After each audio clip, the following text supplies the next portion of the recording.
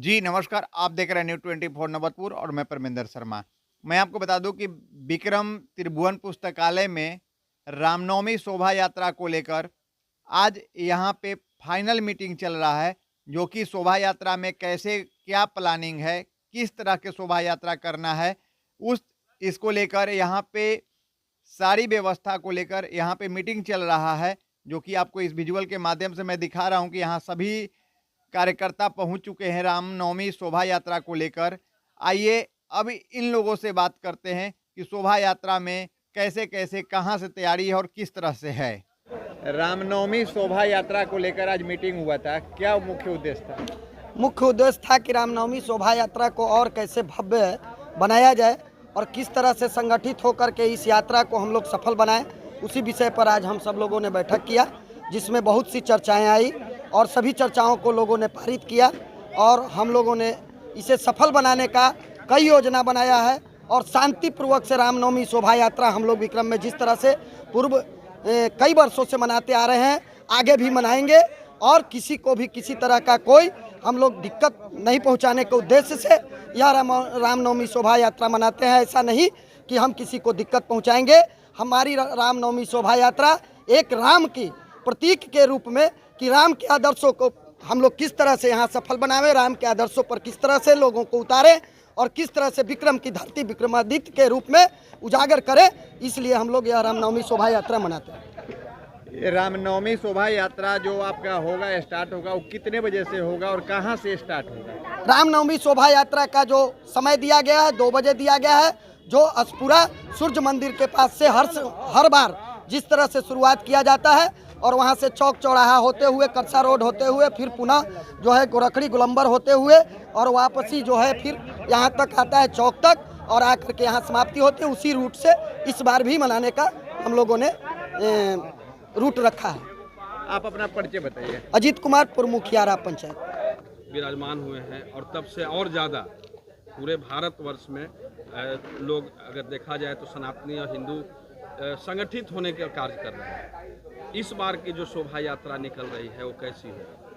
इस बार की शोभा यात्रा भगवान श्री रामचंद्र जी जो अयोध्यापति हैं, वो संपूर्ण मानवता के प्रतीक हैं। मर्यादा पुरुषोत्तम के रूप में सब लोग जानता है उनको, लेकिन जो सनातन धर्म में 4 युग की कल्पना है और जो 4 युग होते हैं उसमें त्रेता युग जो है, त्रेता युग में जन्मे भगवान श्री रामचंद्र जी महाराज अपने जीवन काल में तमाम कार्यों से इन्होंने ऐसा साबित किया कि सनातन ही नहीं, पूरी मानवता, पूरी सृष्टि, पूरी प्रकृति कैसे जीवंत हो, उन सारी चीज़ों को समेटते हुए जो आपने पूछा कि राम मंदिर का अयोध्या में निर्माण हुआ, उसके बाद जब रामनवमी का रूपरेखा क्या होगा, तो निश्चित तौर पर आत्मबोध जो हमने आज शुरुआत में चर्चा किया था, सनातनी और हिंदू जो है वो आत्म गौरव की ओर अग्रसर है और अपने राष्ट्रनायक, अपने ईश्वर भगवान नारायण के सप्तम अवतार श्री रामचंद्र जी महाराज के प्राण प्रतिष्ठा के बाद हिंदू आम जनमानस, और न केवल हिंदू आम जनमानस,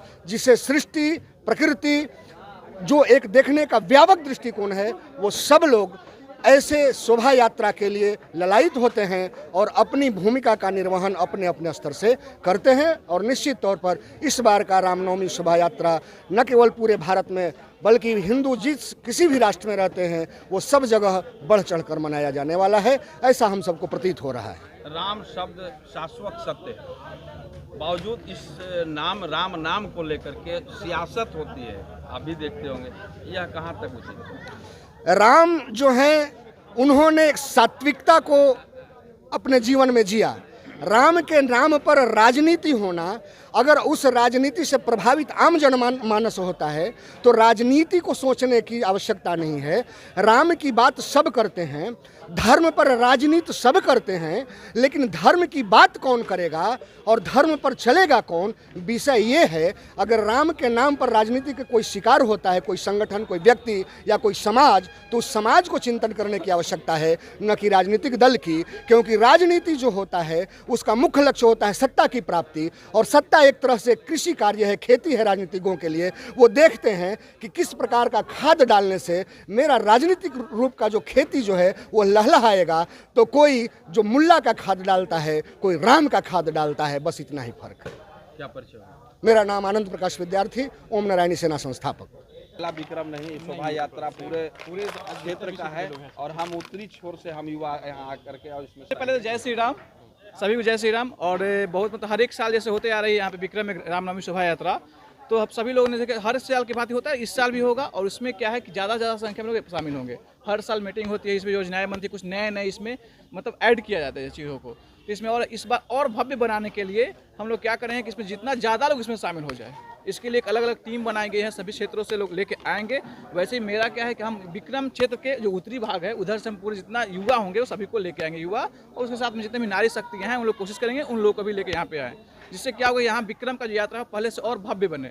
तो पूरे यहाँ के क्षेत्र के लोग जाने कि हाँ विक्रम में एक शोभा यात्रा निकली है, जिससे जितने भी लोग हिंदू लोग हैं और जितने भी इसमें लोग शामिल हो सकते सनातनी लोग बढ़ चढ़ कर हिस्सा ले और इसका तो जय श्री राम का जाप उद्घोष करते हुए यहाँ पे विक्रम का नाम पूरे देश में ऊंचा करें। तो जय श्री राम सभी को। आप अपना परिचय बताइए। मेरा नाम अमित कुमार। रामनवमी शोभा यात्रा को लेकर क्या कहिएगा? देखिए, ये हमारे यहाँ से जो सनातन परंपरा का जो जयघोष है, विक्रम अनगिनत सालों से अपनी उपलब्धि उसमें दर्ज करा रही है। और ये रामनवमी शोभा यात्रा नहीं है, लोक उत्सव है। यहाँ हर वर्ग के लोग सनातन को मजबूती प्रदान करने आते हैं और इस लोक उत्सव को दिव्य और भव्य बनाते हैं। और मैं एक दो पंक्ति आपके समक्ष रख रहा हूँ। कठिन रास्ते राम तकदीर वाले को देते हैं, वरना इस शहर में हर कोई हनुमान होता। तो हनुमान का बड़ा महत्व है। जब मैं राम के उत्सव का जिक्र करूंगा तब हनुमान ही एक ऐसे परम योद्धा हैं राम की तरफ से कि जो कभी निराशा में नहीं डूबते हैं।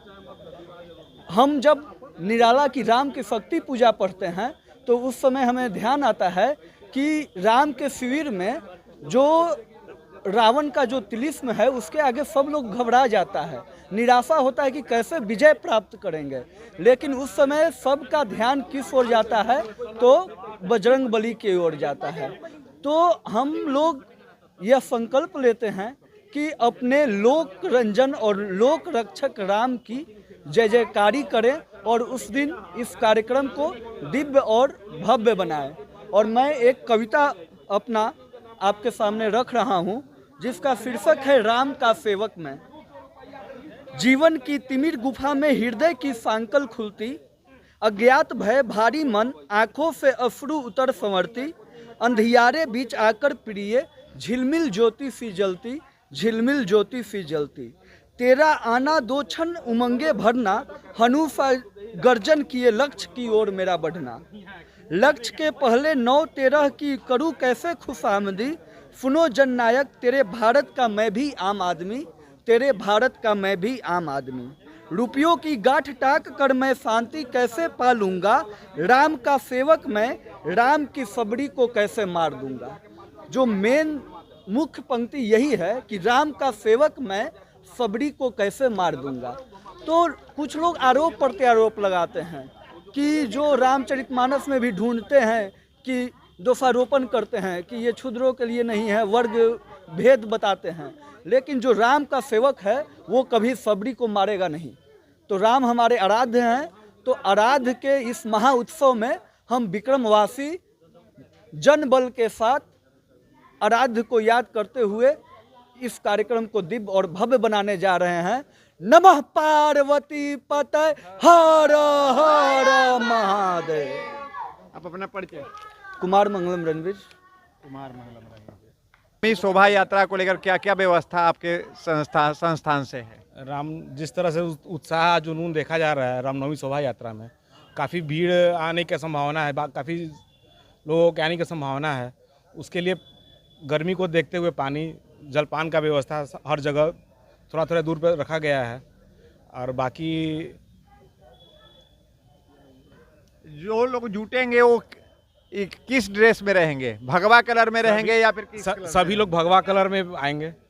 राम जी का वो यह है कलर है, भगवा हिंदू का कलर है, वो कलर में आएंगे। आपका जो शोभा यात्रा रहेगा वो कितने बजे से रहेगा? शोभा यात्रा हमारे अस्पुरा से 2 बजे से शुभारंभ होगी। 2 बजे से जी। और कहाँ जुटना जो लोग जुटेंगे? अस्पुरा सूर्य मंदिर पे। कहाँ से कहाँ तक व्यवस्था है सर? सर्वप्रथम आपके माध्यम से देख रहे हैं सभी दर्शकों को रामनवमी शोभा यात्रा की तरफ से मेरा प्रणाम। और एक आग्रह भी है कि आपके माध्यम से जितने सनातनी भाई हमारे देख रहे हैं उनसे एक आग्रह है कि शोभा यात्रा में 6 तारीख को 2 बजे से अस्पुरा सूर्य मंदिर पे भारी से भारी संख्या में भीड़ जुटाकर इस शोभा यात्रा को ऐतिहासिक बनाएं। जय श्री राम। क्या क्या व्यवस्था रहेगा यहाँ पे? जैसे गर्मी का मौसम है, काफी लोग जुटेंगे, गर्मी का मौसम है। सर्वप्रथम हमारे जहाँ से शोभा यात्रा का शुरुआत होता है वहाँ पे हम लोग के द्वारा, समिति के द्वारा और वहाँ के ग्रामीण जो है क्या अस्पुरा के वहाँ भी एक समिति बनी हुई है, उनके द्वारा दहिया और बुनिया का व्यवस्था किया गया है। और जैसे जैसे आदमी आगे बढ़ते जाएगा उस प्रकार से विभिन्न प्रकार के पेय पदार्थ के साथ साथ खाने के लिए भी सुविधा दिया गया है पूरे यात्रा शुरू से समापन तक। आप अपना मेरा नाम बहादुर शर्मा हुआ, समिति का मेंबर हुआ है। आप अपना परिचय दें। नवनील कुमार समिति का सदस्य हुआ। सर क्या कहिएगा? हम अभी तो फिलहाल यही कर सकते हैं कि जितने भी हमारे सनातन भाई हैं जो इस क्षेत्र के हैं या इस क्षेत्र से बाहर के हैं, सभी लोगों से हाथ जोड़कर नम्र निवेदन है कि 6 अप्रैल को दोपहर में 2 बजे से अस्पुरा बाग सेवा आश्रम हनुमान मंदिर के पास आए और इस शोभा यात्रा को बहुत ही ऐतिहासिक, धार्मिक और सफल बनाएं। तो अपना परिचय बताएं। मेरा नाम अनुराग कुमार तिवारी हुआ और मैं भी इस समिति का सदस्य हूँ। तो आपने सुना कि शोभा यात्रा को लेकर क्या इन्होंने कहा।